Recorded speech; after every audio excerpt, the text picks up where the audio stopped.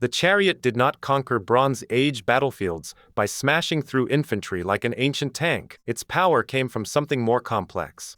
It placed trained fighters, powerful bows, fast horses, and command authority on a light, moving platform.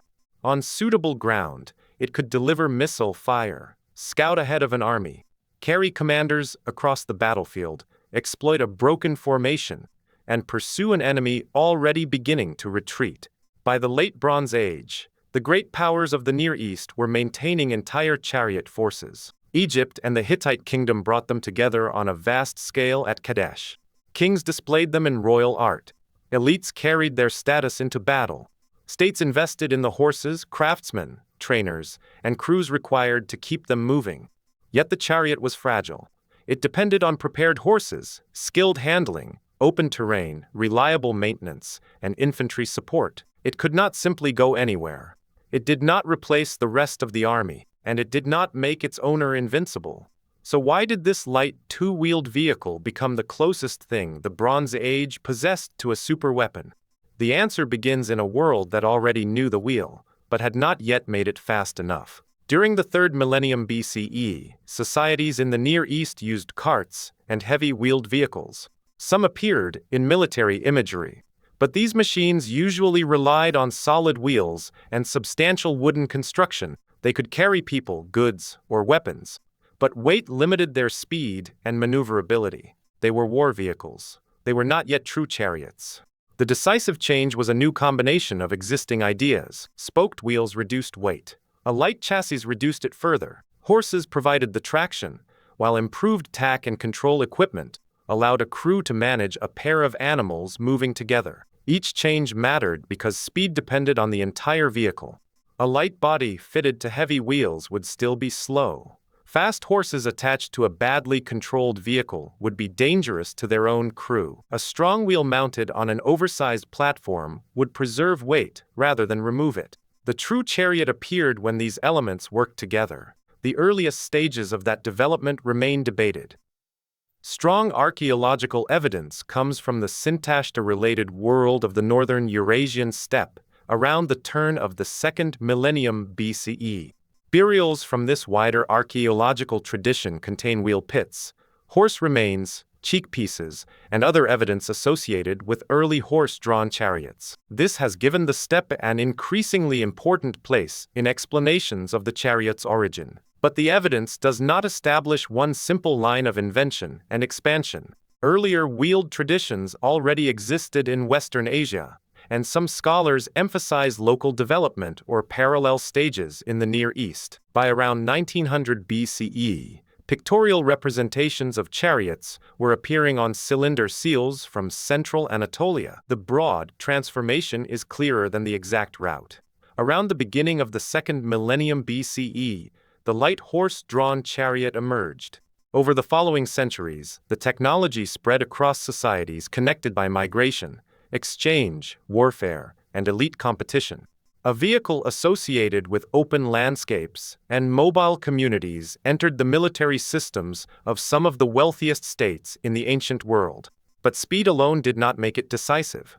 The chariot became far more dangerous when states combined it with the composite bow. Unlike a simple bow made from one main piece of wood, a composite bow used several materials to produce a compact but powerful weapon.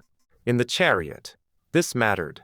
The crew needed a bow that could be handled from a confined moving platform, while still delivering effective missile power. The result was a mobile archery system. A chariot crew could move into range, release arrows, reposition, and attack from another angle.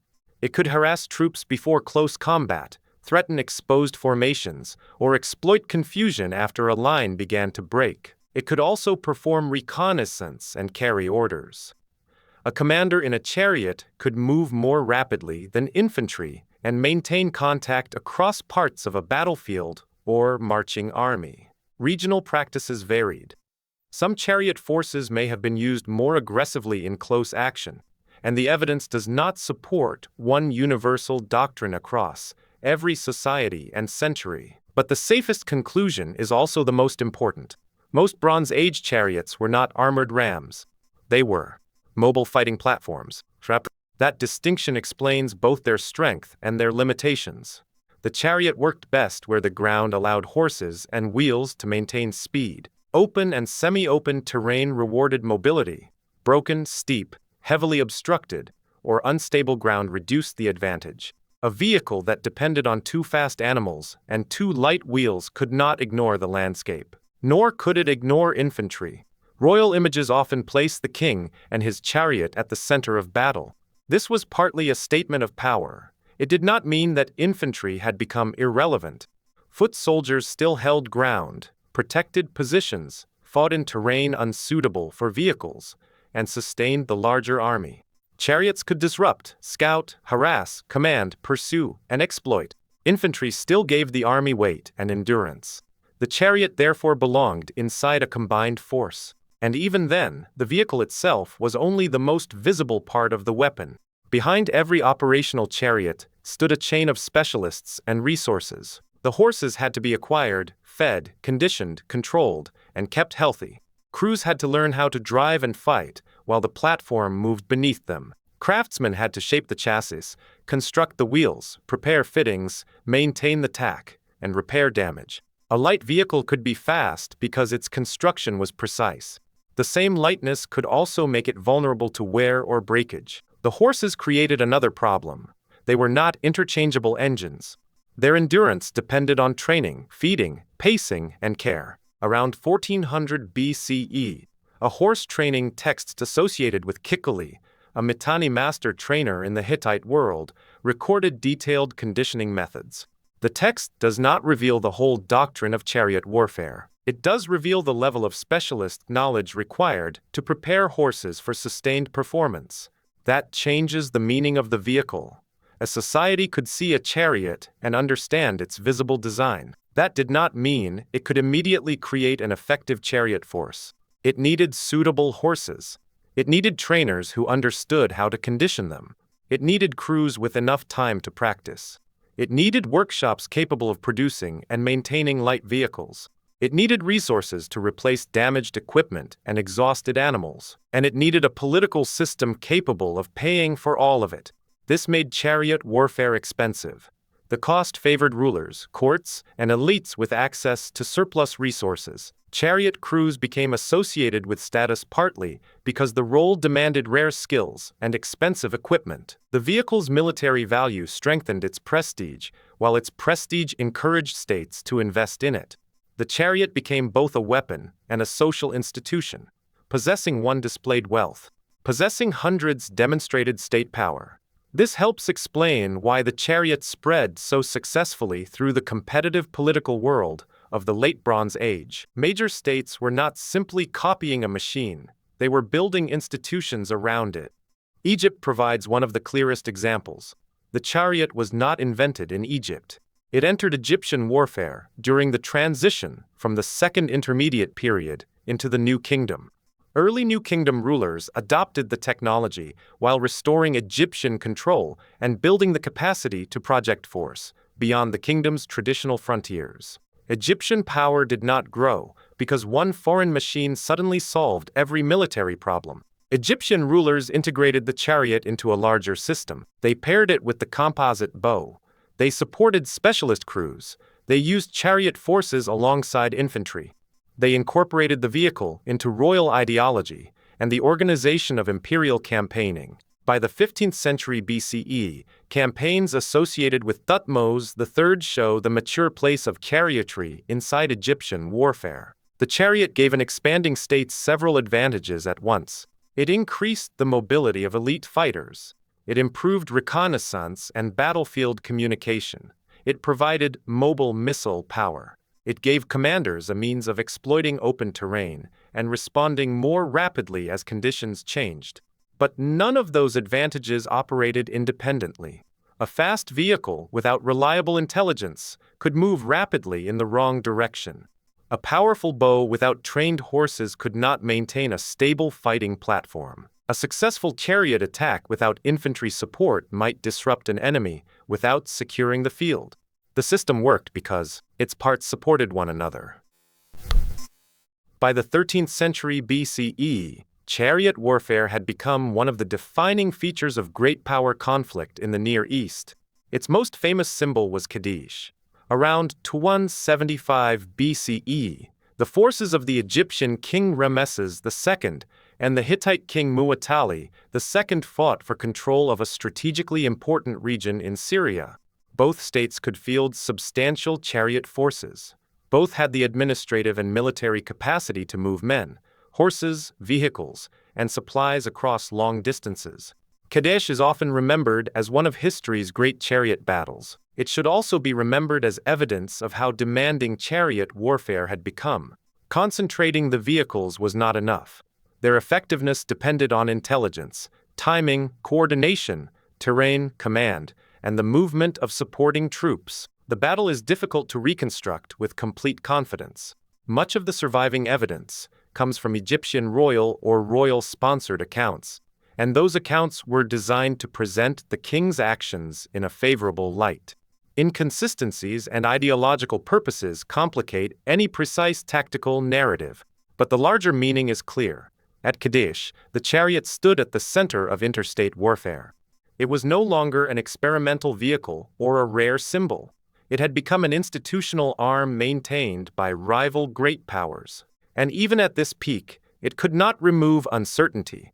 Chariots could create opportunities. They could not guarantee that commanders would recognize them. They could move rapidly. They could not ensure that information arrived accurately. They could disrupt enemy troops. They could not hold every position or operate effectively across every type of ground. Kadesh therefore represents both the apex of the chariot age and a warning against misunderstanding it. The chariot was powerful because it multiplied the capabilities of a well-organized state. It was limited because it remained dependent on that organization. The technology continued to spread and adapt beyond the Near East. By the late Shang period, chariots had entered China from the north and become part of elite and military practice. In several regions, their symbolic importance became as significant as their tactical role. The chariot appeared in royal imagery, aristocratic burials, and traditions of elite warfare. Its presence identified a warrior class and displayed the ability of a ruler or noble household to command expensive resources. In some societies, that cultural value helped the chariot survive even as its military advantages began to narrow. The decline did not happen everywhere at the same moment. In the Near East, the balance shifted during the early first millennium BCE as mounted cavalry became more capable and armies developed more flexible combinations of cavalry, infantry, and remaining chariot forces. Cavalry reduced some of the vehicle's greatest burdens. A mounted fighter did not require a wheeled platform. Cavalry could operate more effectively across broken terrain, and could often pursue or maneuver with fewer of the spatial restrictions imposed by a chariot. This did not make the chariot useless overnight. By the mid-8th century BCE, Assyrian armies were still using chariots while also fielding cavalry and infantry. The important change was not immediate disappearance. It was the loss of exclusivity. The chariot was no longer the only prestigious arm capable of providing speed and mobility. As cavalry matured, the older system faced a competitor that could perform several similar roles with greater flexibility. Chariots continued longer in places, including China and India, shaped by different military traditions, political systems, and battlefield conditions. Their decline was therefore uneven, but the direction of change in the Near East was clear. The chariot had once provided a bridge between infantry warfare and mature mounted combat. When mounted warriors became more effective, the bridge was no longer the most efficient way forward. That does not reduce the chariot's historical importance. It clarifies it. Calling the chariot the world's first superweapon is a modern analytical shorthand. Ancient societies did not use the term, and the vehicle was never universally dominant. Yet the description captures something real. The chariot combined technologies and institutions that no earlier military vehicle had brought together in the same way. It offered speed, missile power, command mobility, reconnaissance, prestige, and the ability to project elite force across open terrain. More importantly, it required a system capable of turning those advantages into repeatable military power. Its wheels depended on craftsmen. Its speed depended on horses. Its horses depended on trainers and supplies. Its crews depended on practice and status. Its battlefield success depended on infantry, intelligence, terrain, and command. Its scale depended on the wealth and administrative reach of the state. That was the chariot's real transformation. It did not merely place a warrior behind 2 horses. It connected the warrior to an entire political, economic, and military structure. Later weapons would repeat the pattern. Cavalry required breeding, training, and land. Artillery required foundries, powder, transport, and specialized crews. Armored forces required fuel, maintenance, communications, recovery vehicles, and industry. In each case, the visible machine could attract attention. The supporting system decided how much it mattered. The chariot became the superweapon of its age because some Bronze Age states learned to build that system before their rivals could ignore it. It lost that position when new forms of mobility performed the same tasks with fewer restrictions. The vehicle passed from battlefield dominance into ceremony, memory, and royal symbolism. But the principle behind it remained. The first great lesson of the chariot age was not that one machine could rule the battlefield. It was that the machine was never the whole weapon.